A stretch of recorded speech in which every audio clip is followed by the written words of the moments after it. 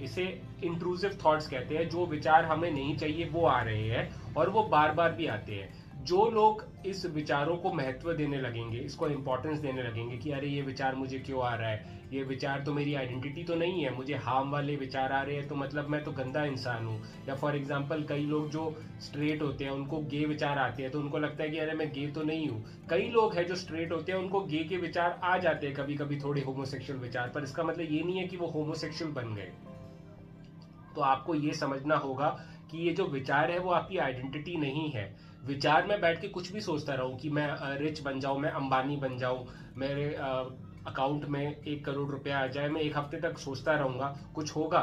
Sir नहीं होगा ना, उससे पैसे तो नहीं आएंगे। फॉर एग्जाम्पल मैं अगर सोचता रहूं कि मैं अपना सर कैमरा को फोन पे मारूं, मैं अपना सर फोन पे मारूं और सोचता जा रहा हूं, बट मैं क्या मार रहा हूं?